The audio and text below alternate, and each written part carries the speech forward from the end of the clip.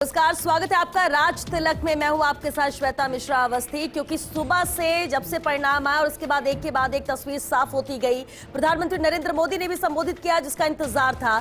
हालांकि चर्चा इस पर जरूर होनी चाहिए कि अब आगे क्या, कितना असर इन परिणामों का दूसरे राज्यों पर होगा। 2022 में ये जो परिणाम आया उसका असर 2024 में क्या होगा, क्या बदलाव आने वाले वक्त में पार्टियों में या राज्यों में देखने को मिलेंगे। चर्चा हम इसी पर करेंगे। एक बड़ा पैनल हमारे साथ मौजूद है, चलिए उनसे रूबरू करा देते हैं आपको। कांग्रेस विधायक रामनारायण मीणा जी हमारे साथ है, अभिनेश महर्षि जी हमारे साथ हैं, बीजेपी विधायक है योगेंद्र गुप्ता जी हमारे साथ हैं, आप नेता हैं, संजय माधव जी भी साथ शामिल हुए चर्चा में, वाम दल नेता हैं, डॉक्टर सीबी यादव जी हैं भारतीय किसान यूनियन से प्रवक्ता, और साथ ही सीनेटर सुधांशु माथुर जी भी चर्चा में शामिल हुए। बहुत स्वागत है आप सभी का। अभिनेश महर्षि जी, आपसे ही शुरुआत करते हैं। प्रधानमंत्री नरेंद्र मोदी ने संबोधित किया, 5 में से 4 राज्य जीतकर बीजेपी आई है, लेकिन एक बात उन्होंने जो कही कि 2022 का जो मैंडेट जनता ने दिया है, बता दिया है कि वो 2024 में क्या चाहती है। स्पष्ट है 2024 में फिर देश के प्रधानमंत्री नरेंद्र मोदी जी के नेतृत्व में देश विकास की गति और पकड़ेगा और हम प्रचंड बहुमत के साथ में देश के नौजवानों को, मजदूरों को, युवाओं को, महिलाओं को और पूरे देश को एक संदेश देने में कामयाब होंगे कि दुनिया में जिस तरह से देश के प्रधानमंत्री मोदी जी ने अपनी साख को बढ़ाया है, देश की साख को बढ़ाया है, उसके अंदर उत्तरोत्तर वृद्धि करते हुए इस देश के लिए विकास के नए आयाम स्थापित करेंगे। उत्तर प्रदेश में आप उस वक्त भी प्रचार में भी गए थे, कमान भी सौंपी गई थी, क्या उस वक्त से ही यही नजर आ रहा था जो आज परिणाम है, या फिर जो उम्मीद कुछ ज्यादा थी? बिल्कुल यही नजर आ रहा था। हमने कहा था, मैं अलीगढ़ जनपद में गया था, 7 विधानसभा वहां पर थी। मैंने मेरे पार्टी के नेताओं को कहा था कि एक सीट के ऊपर थोड़ा सा संशय आता है, बाकी 6 सीट बिल्कुल क्लियर है। मुझे बताते हुए खुशी है कि 7 सीट आज अलीगढ़ जनपद की भारतीय जनता पार्टी ने प्रचंड बहुमत के साथ में जीत करके किया। इसलिए हमारी जितनी उम्मीद थी उस उम्मीद के हिसाब से हम बिल्कुल सही तरीके से भारतीय जनता पार्टी को दोबारा शासन में ला पाए। रामनारायण जी का रुख कर उससे पहले योगेंद्र जी आपसे ही सवाल रहेगा, क्योंकि जब पंजाब की बात हो और क्योंकि कांग्रेस की सरकार वहां पर थी और आम आदमी पार्टी ने जिस तरह से वहां पर झाड़ू चलाई है, अब कहीं ना कहीं मैंडेट जो अरविंद केजरीवाल ने कहा है कि 2024 के लिए भी और दूसरे राज्यों के लिए भी हर कोई साथ आए, आम आदमी पार्टी की सदस्यता ले, यानी कि अब बड़े पैनल, बड़े ग्राफ पर आम आदमी पार्टी उतरने की तैयारी में इस जीत के बाद। बिल्कुल आपने सही कहा श्वेता जी, क्योंकि पंजाब की जीत से बड़ा स्पष्ट रूप से एक संदेश चला गया है कि अब देश की जनता काम की राजनीति करने वाली आम आदमी पार्टी के साथ में कदम ताल मिलाने को पूरी तरह तैयार है। और इस जीत ने बहुत सारे मैसेज दिए हैं। देखिए, पहला अगर हम सिलसिलेवार बात करें, पहला जो मैसेज दिया बड़ा क्लियर कर दिया है कि आने वाले कल में अब सिर्फ काम की राजनीति होगी, अकाउंटेबिलिटी की राजनीति होगी, आपको अपना हिसाब किताब जनता को देना पड़ेगा। दूसरा संदेश बड़ा क्लियर है, आप जनता को भोला, भ्रमित और बेवकूफ समझने की कोशिश ना करें।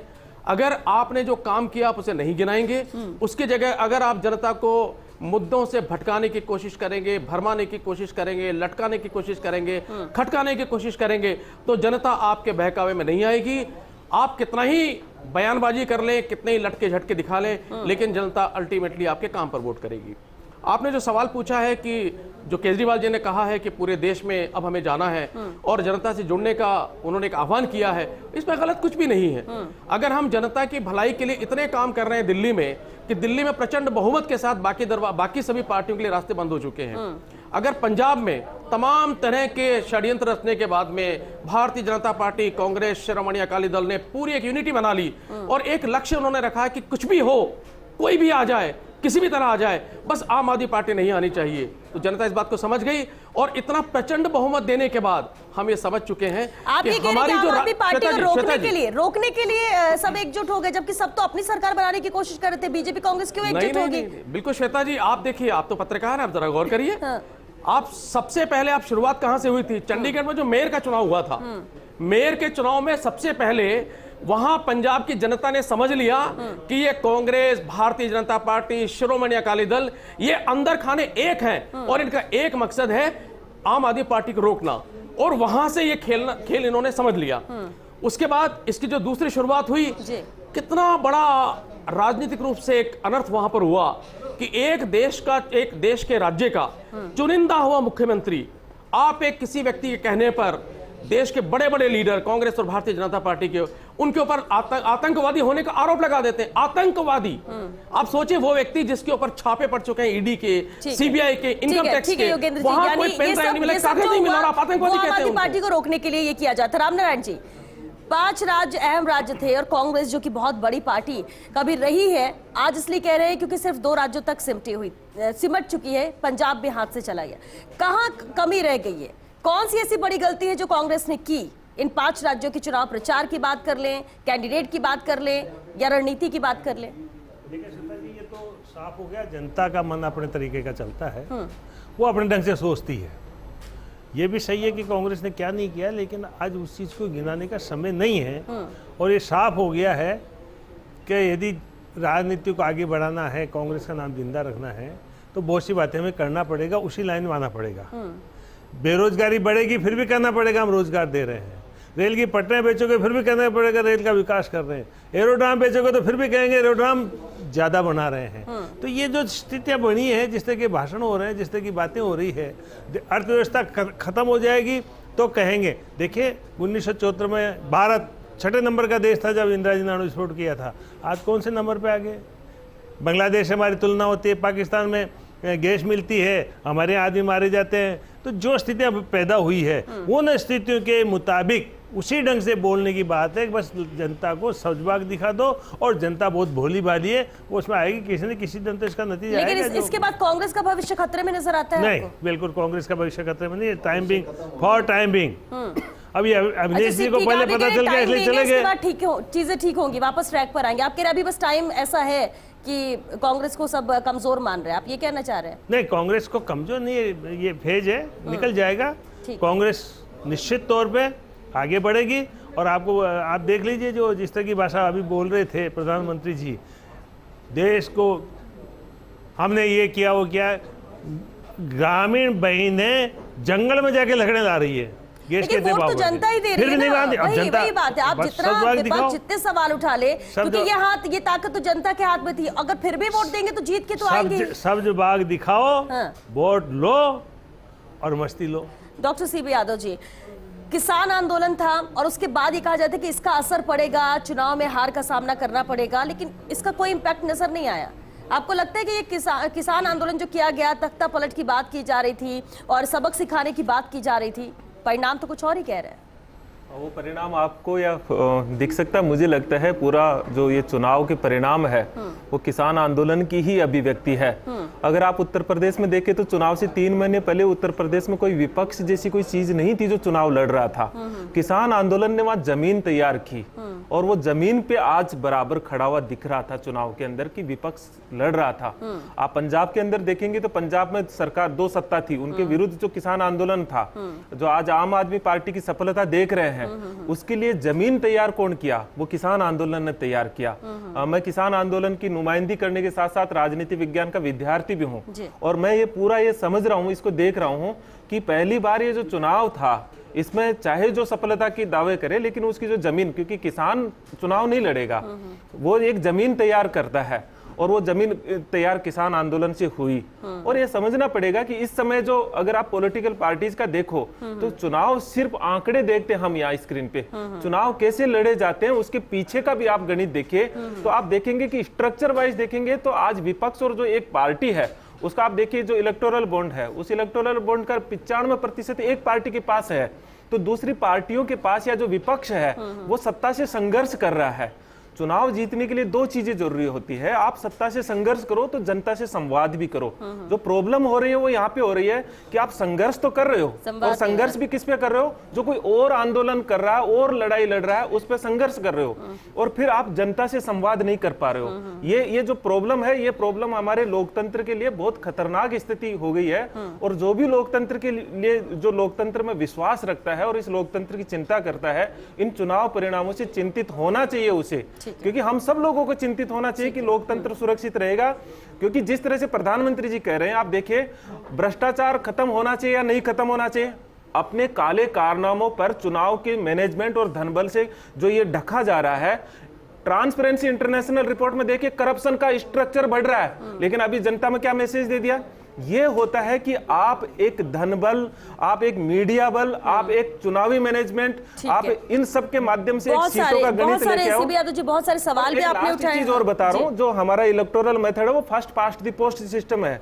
आप यूपी में अगर आप डिफरेंस देखेंगे वोटिंग परसेंट, तो 3, 4, 5% से ज्यादा नहीं मिलेगा, लेकिन जो गणित मिलेगा आपको आंकड़ों का, वो लगभग आपको 50% का अंतर दिखा देगा।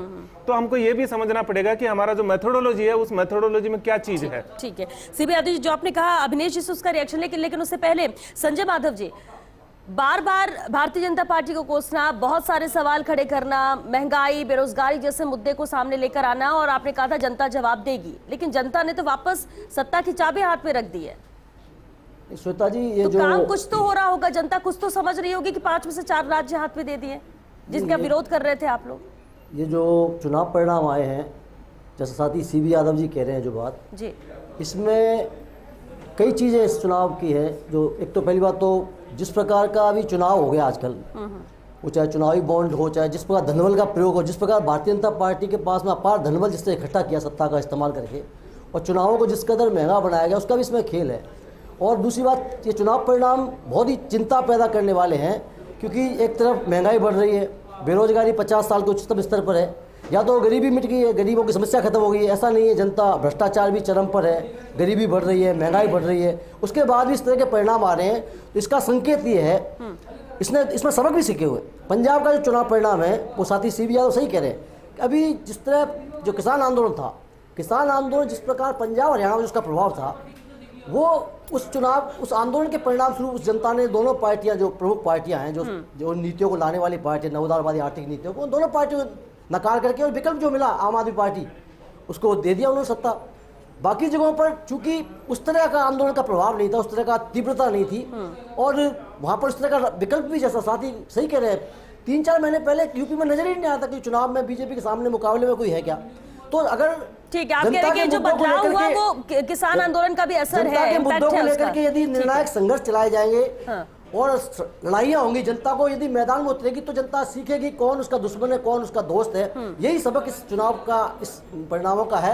आने वाले समय में उन जनसंघर्षों को तीव्र करना पड़ेगा, और उन सबकों के आधार पर जनता को शिक्षित करना पड़ेगा कि उसके दोस्त कौन है, दुश्मन कौन है। वरना तो इस तरह के भाषण देकर के मोदी जैसे अभी ऐसे क्या सब कुछ बदल गया ऐसे अचानक, ये इनकी टैक्टिस है। चुनाव जीतो, उसके बाद सारे मुद्दे भाई सब गौण हो गए, हार जाते हैं, तो फिर मोदी की जिम्मेवारी नहीं है, योगी की जिम्मेवारी है। ये टैक्टिस है, बीजेपी की भी, कांग्रेस की भी है। जीतता है तो शीर्ष नेतृत्व जीतता है, हारता है तो स्थानीय नेतृत्व हारता है। दिल्ली न्यूज एडिटर अदिति नागर भी हमारे साथ जुड़ चुके हैं इस चर्चा में। अदिति, सुबह काउंटिंग शुरू होने से लेकर प्रधानमंत्री नरेंद्र मोदी के संबोधन तक पूरे दिन सबकी नजरें थी। अब सवाल ये उठता है कि इन 5 राज्यों के परिणामों का असर दूर तलक क्या जाएगा, 2024 में कितना असर डालेगा, और राजस्थान में भी इसका इम्पैक्ट क्या?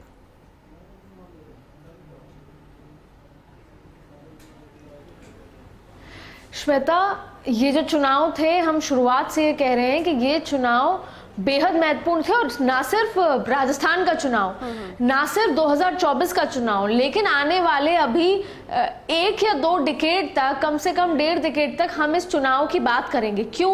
क्योंकि यहाँ पर भारतीय जनता पार्टी ने देखिए रिकॉर्ड तोड़ा है। हमने सबकी बातें सुनी, ना सिर्फ इस पैनल की, बल्कि हम सुबह से तमाम तरीके की बातें सुन रहे हैं।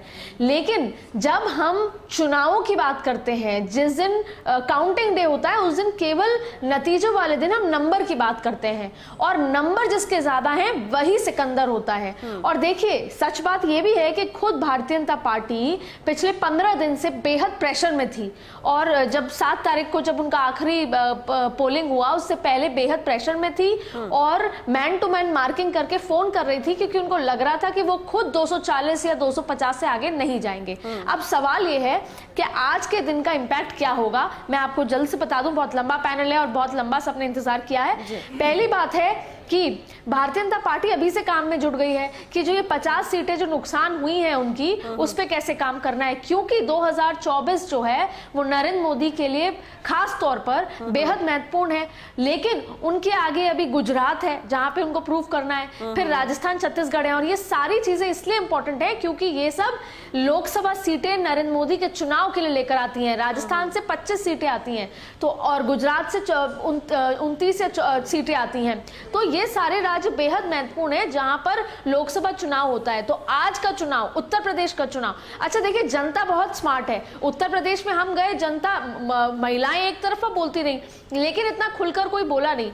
वही जनता ने पंजाब में तो आम आदमी पार्टी को जिताया और बीजेपी को उत्तर प्रदेश में जिताया। लेकिन कांग्रेस की जो बात है, जब हम 5 इम्पैक्ट की बात करते हैं 2024 का, सबसे पहली बात है यार राहुल गांधी और प्रियंका गांधी पे सवालिया निशान खड़ा होता है। चाहे प्रियंका गांधी ने बहुत लड़ाई लड़ी हो, बेहद मेहनत करी हो, लेकिन वोटिंग परसेंटेज कम होता है और ऐसे में देश भर के कार्यकर्ता, वो 60 साल तक राज करने वाली पार्टी हमेशा गांधीज को देखेगी कि कैसे हो रहा है, क्यों हो रहा है, और अगर इसकी वजह है तो ये ठीक क्यों नहीं हो रही, क्योंकि अब कांग्रेस एकदम खत्म होने की कगार पर है। छत्तीसगढ़ और राजस्थान में अगर उन्होंने ढंग से काम नहीं किया, दूसरी बड़ी बात है राजस्थान पे इस चुनाव का बहुत इंपैक्ट है। देखिए उत्तर प्रदेश में बेहतर परिणाम आने से अब ये तय हो गया है जहां तक है कि बीजेपी कोई चेहरे के साथ चुनाव नहीं लड़ेगी, नरेंद्र मोदी का ही चेहरा है, सामूहिक चेहरे पे चुनाव लड़ेगी।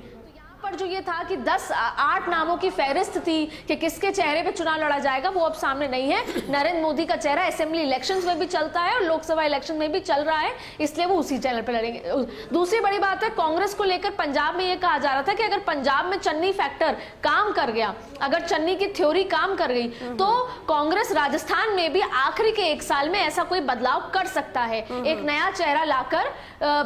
लेकिन अब उसके रास्ते यहाँ पर बंद हो गए ये, क्योंकि सरकार बना तो दूर, अपनी सीट भी ये दिग्गज कांग्रेस के नहीं बचा सके, जो कि बेहद है। अदिति, चर्चा आगे भी जारी रखेंगे क्योंकि एक छोटे से ब्रेक यहाँ पर रुक रहा है। ब्रेक के बाद भी चर्चा जारी रहेगी, आप बने रहिए हमारे साथ। ब्रेक के बाद एक बार फिर आप सभी का बहुत स्वागत है। ब्रेक में जाने से पहले हम बात यही कर रहे थे और अदिति जिस तरह से बात रख रही थी कि कितना इंपैक्ट 2024 में पड़ेगा, सुधांशु जी से मैं चाहूंगी सर इसी बात को आगे बढ़ाइए। हम बात 5 राज्यों की कर रहे हैं, 2024 की बात करें और उससे पहले कई ऐसे राज्य हैं जहां पर अभी चुनाव विधानसभा के भी होने हैं, लेकिन एंटी इनकम्बेंसी फैक्टर क्या वैसे ही कायम रहेगा या उसको भी कह सकते हैं कि ये मुद्दा भी अब नदारद हो गया, क्योंकि हम उत्तराखंड की बात करें वहां पर एंटी इनकम्बेंसी होती थी, वो भी इस मिथ को भी तोड़ दिया है बीजेपी ने। नहीं, ये तो तय है कि ये मिथक बिल्कुल खत्म हो गया कि एंटी इनकम्बेंसी से जो है अब सरकारें जाएंगी। देखिए जिस तरह से 37 साल बाद भारतीय जनता पार्टी ने उत्तर प्रदेश में वापसी करी और वो भी एक अच्छे बहुमत के साथ, मार्जिन पे नहीं जीती भारतीय जनता पार्टी, अच्छे बहुमत के साथ जीती है। तो अभी तक यही होता था कि एंटी इनकम्बेंसी से है तो सरकार आएगी जाएगी। राजस्थान पिछले कुछ जो है दशक से इसका एक पर्याय बना हुआ था कि एक बार बीजेपी एक बार कांग्रेस। चूंकि हम राजस्थान में बैठे तो राजस्थान की बात पहले करते हैं। तो मुझे लगता है कि ये 5 राज्यों का जो चुनाव है, हो सकता है कि राजस्थान जैसे राज्य में इस तरह का मिथक टूटे। क्यों? क्योंकि अभी हमने उत्तर प्रदेश जो है इसको, जैसे मैंने आपको सुबह भी कहा था कि जब कोई नई सरकार बनती है तो वो 2 साल तक हनीमून पीरियड में रहती है। चूंकि 2022 में चुनाव हुआ है तो ये माना जाना चाहिए कि ये उन्माद, ये उत्साह या ये मैंडेट कम से कम 2 साल तक जो है वो कैरी फॉरवर्ड करेगा। तो अगर ऐसा होता है तो अब जिन भी राज्यों में, राजस्थान है, गुजरात है, हरियाणा है और भी अन्य राज्यों के जो है चुनाव होने, तो उसमें इसका जो है असर सीधा सीधा देखा जाएगा। अब अगर हम बात करते हैं कि इन 5 राज्यों के चुनाव में, तो देखिए सबसे महत्वपूर्ण जो चीज़ निकल के सामने आई है वो ये आई है कि भारतीय जनता पार्टी यानी कि बीजेपी अब सिर्फ नरेंद्र मोदी है और नरेंद्र मोदी अब सिर्फ बीजेपी है। अब तक जो अलग अलग राज्यों के अंदर जो अलग अलग जो नेता थे, उनकी जो एक तरह से उनका नेतृत्व चलता था और जो केंद्रीय संगठन है भारतीय जनता पार्टी का, वो हर स्टेट में जाने से पहले बार्गेनिंग करता था। लेकिन मुझे लगता है इन 5 राज्यों के चुनाव में ये तो तय हो गया है कि नरेंद्र मोदी है तो मुमकिन है, यानी कि नरेंद्र मोदी जहां भी जाएंगे वो आपको पॉजिटिव रिजल्ट देंगे। तो चूंकि अब जिन राज्यों में चुनाव होना है उसके अंदर मुझे लगता है कि जो बार्गेनिंग पावर है, जो लोकल लीडर्स की बार्गेनिंग पावर है, वो खत्म होगी। हाँ, जैसे अभी अदिति ने कहा कि राजस्थान के अगर संदर्भ में देखें तो यहाँ पर जो आने वाले चुनाव के अंदर करीब 10 से 12 ऐसे नेता हैं जो मुख्यमंत्री के दावेदार हो सकते हैं, जो अपने अपने हिसाब से प्रयास कर रहे हैं। तो मुझे लगता है कि उन चीजों पर विराम लगेगा। पिछले 2 दिन के अगर हम बयान देखें तो ये भी उन बयानों में स्पष्ट हुआ है कि अब केंद्रीय नेतृत्व के साथ चलना पड़ेगा। संभावना ये भी हो सकती है श्वेता कि केंद्रीय नेतृत्व एक रोड मैप भेजे और स्टेट को कहे कि आपको इसको फॉलो करना है। अपना जो है वो रोड मैप आप तैयार नहीं करेंगे, आप केंद्रीय जो नेतृत्व का रोड मैप है आपको उसको चलना पड़ेगा। क्यों? क्योंकि ये तय हो गया है कि मोदी ही भारतीय जनता पार्टी है। अभिनेश जी, एंटी इनकम्बेंसी की बात ही तो आप कम से कम पार्टियां इस भरोसे नहीं रहेंगी कि राज्य में एंटी इनकम्बेंसी होती है, अब इस साल अगर 5 साल इनको मौका दे दिया तो अगली बार 5 साल हमारी सरकार ही बननी है। काम करना होगा, अपने आप को साबित करना होगा। अगर राजस्थान के लिहाज से भी बात करें तो देखिए, बिल्कुल सत्य कह रही हैं आप कि एंटी इनकम्बेंसी टूटी है। एंटी इनकम्बेंसी का जो एक मिथ था वो 37 वर्षों के बाद में उत्तराखंड में टूटा है। लेकिन श्वेता जी, मैं आपको ये कहना चाहता हूँ कि राजस्थान में ये मिथ जो है वो कांग्रेस नहीं तोड़ सकेगी। ये तो हम अगली बार आ रहे हैं और उसके बाद में भी लगातार आते रहेंगे, तब जाकर के ये टूटेगा। और ये भारतीय जनता पार्टी ने तोड़ा है।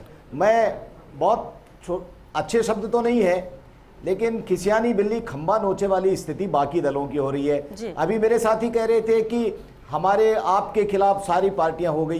पूरे देश के अंदर भारतीय जनता पार्टी नरेंद्र मोदी जी के खिलाफ छोटे छोटे दलों ने, चाहे बड़े राष्ट्रीय स्तर के दल हों, सब ने एकजुट होकर के इस बात की कॉन्स्पिरेसी की कि किस तरह से देश के अंदर मोदी जी को रोका जाए। लेकिन मोदी जी जैसा व्यक्ति जिन्होंने अपने घर बार को नहीं संभाला, योगी जी जैसे व्यक्ति जिन्होंने अपने पिताजी की दाह संस्कार में भी जाना, जनता की सेवा को प्रथम रखा और दाह संस्कार के अंदर भी नहीं गए, ऐसे लोगों के यूपी में तो आपने भी गठबंधन ऐसे लोगों के अंदर, ऐसे लोगों के हाथ में जब देश की राजनीति होती है तो निश्चित रूप से सुचिता जहां रखी जाती है वहां पर आने वाले समय के अंदर जनता जनार्दन है, सब समझती है। अभी ये कह रहे थे कि जनता को परोस दिया जाता है, जनता हर चीज का आकलन करती है। ये जनता है, जनता सब जानती है। और उसी का परिणाम है कि आज 5 राज्यों के चुनाव के अंदर 4 राज्यों के अंदर भारी बहुमत के साथ में भारतीय जनता पार्टी आई है और भारतीय जनता पार्टी के अंदर लोगों ने विश्वास व्यक्त किया है। मैं राजस्थान की जहां तक बात करूं श्वेता जी, राजस्थान के अंदर जिस तरह से पिछले 3 वर्षों के अंदर बहन बेटी सुरक्षित नहीं है, जहां पर क्राइम के अंदर राजस्थान पहले पायदान पर खड़ा हुआ है, आपस की लड़ाई के अंदर कभी 5 स्टार होटल में चले जाते हैं, कभी 7 स्टार होटल में चले जाते हैं। अब इनके सामने जब कांग्रेस पार्टी का केंद्रीय नेतृत्व है ही नहीं, ये नेतृत्व विहीन पार्टी हो गई है, तो अब इनके अंदर आपस में ये लड़ाई भी शुरू हो गई है। मैं समझता हूं कि आने वाले समय के अंदर 1-2 युवा नेता कोई बच गया है, सचिन पायलट जी जैसा, और स्टालवर्ट जो पुराने नेता है उनके अंदर उन 23 को तो दरकिनार कर दिया है। अब अशोक गहलोत जी और सचिन पायलट जी के बीच में ये होड़ लगी है कि इस देश की जो राजनीति है इसका नेतृत्व कौन संभाले। राजस्थान तो इनको लग गया है कि आने वाले समय के अंदर जाने वाला है। रामनारायण जी, बिल्कुल। लेकिन और चलिए चर्चा का रुख करते हैं। रामनारायण जी, उस वक्त यही सवाल था जो बड़े सवाल के साथ आरोप भी कांग्रेस पर लगाया अभिनेश जी ने, क्या आप लाख कह लीजिए, क्या परोसना पड़ता है, क्या गलत भी हो तो भी दिखाना पड़ता है, लेकिन जनता फिर भी वोट देती है। जनता को जितना भ्रमित किया जाएगा, और अब देश की स्थिति ये हो गई, किसान कमजोर होता जा रहा है, मजदूर को मजदूरी नहीं मिल रही, और ये सही कहा है अभी गुप्ता जी ने। ये मैं आपको बता रहा हूँ, आप सुनोगे, आप सुनिए। भ्रमित तो अभी कर रहे थे मोदी जी, देश को बेच के करते, देश को आगे बढ़ा रहा हूँ, इसलिए उस बात को छोड़िए। मैं आपसे अर्ज करना चाहता हूँ कि आज पैसे की राजनीति हो गई है, और सबसे ज़्यादा पैसा ये नॉन है। वर्ल्ड की कोई पार्टी के पास इतना पैसा नहीं है जितना उनके पास है, भले वो रेल बेच रहे हो, संपत्तियां बेच रहे हो, लेकिन उस परिवार के खराब दिन आ जाते हैं, उस देश के खराब दिन आ जाते हैं जब उसकी संपत्तियां बेची जाएगी और देश के गरीब तबके को और ज्यादा कमजोर कर दिया जाएगा। तो पैसे की राजनीति आ गई है, इसकी सीमा है, इसकी सीमा है, इसकी सीमा है। प्रधानमंत्री जो ये वोट है उसके ऊपर ये सही है, जनता ने मोहर लगाई है। चलिए ठीक है, आप देखिए, खंबा नोचे वाली कोई देखिए, आप कोई भी वजह बताई जाए, जवाब नहीं है, कोई भी वजह बताई जाए। अभिनेश जी का घमंड आ गया, अभी जीते घमंड आ गया आपके पास में। आपको इतना घमंड नहीं आना चाहिए ना, घमंड नहीं, घमंड आ गया आपको, तो आप लोग देख चुके हैं। सीबी यादव जी कुछ कहना चाह रहे हैं, सीबी यादव जी एक रिएक्शन शॉट। आपको घमंड नहीं आना चाहिए, ठीक है, तो सेवक है। ठीक है अभिनेश जी एक मिनट। हाँ, सीबी यादव, देखिए इस सवाल आपने भी बीजेपी पर खड़े किए थे। हाँ बिल्कुल इस चुनाव में 3 चीजें छुपी हुई है जो हमें समझना चाहिए। एक आशा, कुछ संदेश और एक बहुत बड़ी चिंता। आशा ये है कि जनता अभी लड़ना छोड़ी नहीं है, ये चुनाव जनता लड़ रही थी विपक्ष के तौर पर, पॉलिटिकल पार्टीज नहीं लड़ रही थी। ये आशा है कि भारत का लोकतंत्र में जनता अभी सोई नहीं है। चिंता यह है, जो हमें हमारा संदेश है वो यह है कि हम किसानों के प्रतिनिधि के तौर पर हमारी संदेश है वो और समझ है वो यह है कि 4.5 साल तक किसान रहता है और अगले 2-3 महीने में वो जातियों में बढ़ जाता है। उसको संवाद करना पड़ेगा। पॉलिटिकल पार्टीज को सत्ता से संघर्ष के स्थान पर जनता से संवाद करना पड़ेगा और आम नागरिक को यह समझना पड़ेगा कि लोकतंत्र की और संविधान की रक्षा की जिम्मेदारी उनकी भी है। और जो सबसे बड़ी चिंता है, जो ये सारा अहंकार झलक रहा है, एक सवाल ये भी उठता है कि ये जो किसान आंदोलन हुआ 14 महीने का, इस चुनाव में एकजुट क्यों नहीं हुआ? मैं वही तो बता रहा हूँ ना, सबसे बड़ी बात है कि किसानों के नाम पर राजनीति की गई थी। किसानों ने कोई आंदोलन देखिए, हम आपके बीच में नहीं बोल रहे थे। देखिए यादव साहब, उसका परिणाम है ये, आपके सामने परिणाम है। किसानों को इतना बरगलाने की कोशिश की। आज देश के प्रधानमंत्री मोदी जी किसान की आय को दोगुनी करना चाहते थे। ये आप लोग थे जिन्होंने नहीं करने दिया।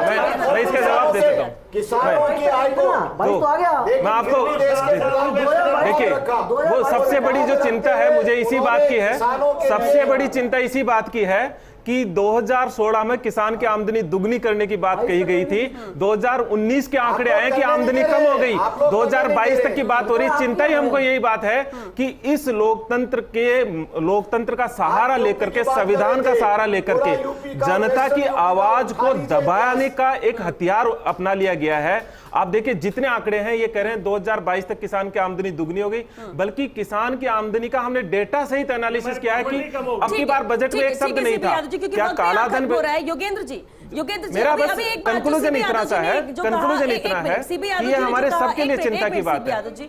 और जो अभी संजय माधव जी ने कहा, एक बात ये कह रहे हैं कि जो किसान आंदोलन है उसी का असर था जो आम आदमी पार्टी पंजाब में सरकार बना सकी। दूसरी वजह कांग्रेस में जिस तरह से अंदरूनी कलह देखने को मिली थी चुनाव के 4 महीने पहले तक, बदलना पड़ा सीएम, उसका भी फायदा आम आदमी पार्टी को मिला। क्योंकि लेकिन आप लोग सिर्फ ये कह रहे हैं कि दिल्ली में जो विकास हुआ इसीलिए आम आदमी पार्टी सरकार बना रही है पंजाब में। क्या आपको नहीं लगता कि ये दोनों फैक्टर भी कहीं ना कहीं हेल्पफुल रहे हैं? श्वेता जी, आपने बिल्कुल बहुत अच्छा सवाल पूछा है और इसका सटीक जवाब होना चाहिए जी। देखिए, किसान हो, युवा हो, महिला हो, बुजुर्ग हो, अब बुनियादी बात समझिए, हम जब अच्छे स्कूल बनाते हैं तो उसके अंदर गरीब का बेटा भी जाता है, अमीर का बेटा भी जाता है, किसान का बेटा भी जाता है, हिंदू का बेटा भी जाता है, मुस्लिम का भी जाता है, सिख का भी जाता है, ईसाई का भी जाता है। इसी तरह हॉस्पिटल जब बनाते हैं अच्छे हम, तो सारा वर्ग वहां पर अपना इलाज कराने जाता है। अच्छी सड़कें बनाते हैं तो सब गाड़ियां उस पर चलाते हैं।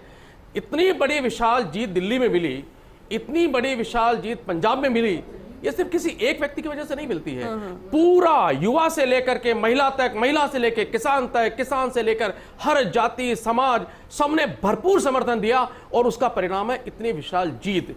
ये जो बांटने का काम करते हैं ना दोनों पार्टियां, इसने दिया इसलिए जीत गए। ये कार्ड, दलित कार्ड, ये जाति का कार्ड, मैं आपको यही समझाना चाहता हूं। देखिए, मैं ये समझा रहा हूं कि अब ये कार्ड नहीं चलेगा, अब चलेगा काम का कार्ड। काम करेंगे, कार्ड चलेगा, अदरवाइज आपको कार्ड को आपको खत्म करना है। क्योंकि वक्त खत्म हो रहा है। CB Yadav ji, 1 minute. सुधांशु जी, अहम यही है कि जो MY फैक्टर की बात करी थी मोदी, एक बात ये भी सामने आ रही थी कि 300 के पार बीजेपी जा नहीं सकती, 300 से अगर कम आती है तो सीएम के तौर पर योगी आदित्यनाथ नहीं होंगे। बहुत सारी ऐसी बातें और निकलकर सामने आ रही थी। अभी की स्थिति में आपको लगता है कि उत्तर प्रदेश में अब कोई बदलाव यहाँ पर किया जा सकता है? सीएम का चेहरा तो योगी ही होंगे। देखिए, इसमें कोई दौरा ही नहीं है कि चूंकि उत्तर प्रदेश के अंदर योगी आदित्यनाथ के चेहरे के ऊपर ही जो है चुनाव लड़ा गया, और जब देश का सर्वोच्च व्यक्ति यानी कि प्रधानमंत्री हर रैली में ये कहे कि योगी जी हमारे प्रधानमंत्री मुख्यमंत्री होंगे और हम योगी के ही चेहरे पर चुनाव लड़ेंगे, अब अचानक जो है वो चेहरा बदल जाए, मुझे लगता है ये संभव नहीं है। क्यों? क्योंकि राजनीति में जो कमिटमेंट है वो सबसे ज़्यादा महत्वपूर्ण होता है। और भारतीय जनता पार्टी चूंकि केंद्र के अंदर शासन कर रही है, कई राज्यों में उसकी सरकारें हैं, आगे भविष्य भी उसका उज्जवल जो है नजर आता है, तो वो इस तरह का कोई फेक कमिटमेंट से जो है अपनी जो विश्वसनीयता है उस पर कोई क्वेश्चन मार्क नहीं लगाएंगे। हाँ, बहरहाल जैसा हम बार बार सभी लोग चर्चा कर रहे हैं कि जैसे यादव साहब से मेरा एक ही सवाल था कि अगर किसान एकजुट होते तो शायद ये परिणाम नहीं होते, लेकिन हम ये भी नहीं कह सकते कि किसानों को जो है वो राजनीतिक दलों ने बरगला दिया। ठीक है, है ना। राकेश टिकैत का क्या रहा, राकेश टिकैत खुद जो है चुनाव से पहले कभी किसी दल से बार्गेनिंग करते नजर आए, कभी किसी दल से बार्गेनिंग करते नजर आए। तो जो आदमी किसानों का झंडा लेके आगे चल रहा था, उस पे ही अगर राजनीतिक बार्गेनिंग का अगर क्वेश्चन मार्क लग जाए, तो मुझे लगता है कि वो किसान जो आंदोलन था, ये उसके लिए कहीं ना कहीं जो है वो एक क्वेश्चन मार्क है। लेकिन अगर 14 महीने किसान सड़क पे बैठा है तो मजाल क्या? कहा किसका झंडा ले लिया जी, किस पार्टी का झंडा ले लिया आपने? अगर आपने आज पगड़ी का रंग किसका? बदल गया सर। आज अगर आपने चुनाव से पहले देखा चुनाव हो, में अगर तो कोई वहां पर कोई सभी चुनाव लड़ राजनीतिक- रहा था विपक्ष की तरफ से, तो राकेश टिकैत जी लड़ रहे थे, जो कह रहे थे सर ये चलिए देखिए, आपका आपका जवाब हो नहीं सकता होगा। है, लेकिन अगर अपने-अपने चुनाव फायदे से के पहले अपने-अपने फायदे के चुनाव से किसान पहले आंदोलन का भी सिसौली इस्तेमाल किया में गया। सुनिए जाएगा सर, राकेश चुनाव से ठीक है, पहले ठीक है। सिसौली में जो उनके बड़े भाई है नरेश टिकैत, वो समाजवादी पार्टी का जो है पगड़ी रख देते हैं।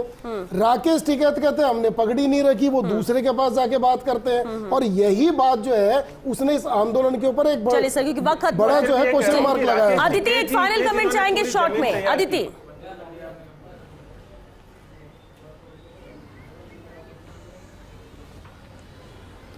देखिए, कांग्रेस को तो ये समझना ही चाहिए कि वो आज कितनी ही बहस कर ले और कितना ही कुछ भी मैंडेट की बात कर ले, लेकिन ये समझना होगा कि ये जो चूक हुई है, हम कांग्रेस चिल्ला चिल्ला के बेरोजगारी की बात करती रही है, हम कांग्रेस की बात छोड़ देते हैं। बेरोजगारी, किसान आंदोलन, इतने लगभग 12 महीने सड़क पे बैठना, जनता ने इनको इग्नोर करा और जनता ने क्या चुना, जनता ने जो भी बात है, बेसिकली हम जब जमीन पे गए थे जीरो ग्राउंड पे, तब वहां पे एक तो महिला, चाहे वो माइनॉरिटी से हो चाहे वो हिंदू हो, उन्होंने सुरक्षा चुना। दूसरा, सबके घरों में अनाज पहुंचा, मकान बनाना पहुंचा। और उससे बड़ी बात है कि बसपा का जो पूरा जाटव वोट बैंक है वो बीजेपी ने अपनी तरफ लिया। आपने देखा होगा कि एक टाइम था जब कांग्रेस के पास पूरा ये दलित वोट बैंक हुआ करता था, उसके बाद फिर मायावती के पास आया, उसके बाद अब जो वो इस पूरे वोट बैंक का जो करता धरता है वो नरेंद्र मोदी ने लिया, और अब धीरे धीरे आम आदमी पार्टी कर रही है। और अगर आम आदमी पार्टी पंजाब में घुसी है, पंजाब में इतना बड़ा बदलाव किया एंड टाइम पर, एक एससी फेस लेकर आए, वो चरणजीत चन्नी जो खुद दोनों जगह से चुनाव हार गए, जिन्होंने 113 दिन, तो ये तमाम क्या है, आत्म अवलोकन की बात है। सत्य ये है कि उत्तर प्रदेश में महिलाओं ने, और हम ये मान रहे थे कि जाट नाराज हैं, हम ये मान रहे थे कि ब्राह्मण नाराज हैं, ये तमाम लोग उतने नाराज नहीं हुए कि वो चुनाव हरा देते। वो आखिरकार चलिए बिल्कुल अदिति, क्योंकि बेहद अहम मुद्दा ये जरूर है और बहुत कुछ है जो यहाँ पर उम्मीद अब जनता भी कर रही है। बहुत शुक्रिया आप सभी का इस चर्चा में शामिल होने के लिए, क्योंकि आज का दिन बेहद अहम था। 5 राज्यों के चुनाव परिणाम यहाँ पर सामने आ चुके हैं। अब देखिए, आरोप प्रत्यारोप, सवाल जवाब, क्या होना चाहिए क्या नहीं होना चाहिए, ये सब अब पीछे छोड़ना होगा।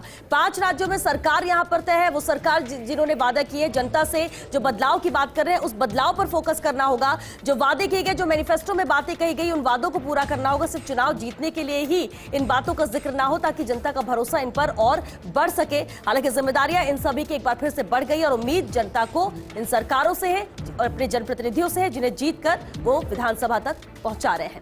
चलिए इसी के साथ हमें दीजिए इजाजत। नमस्कार।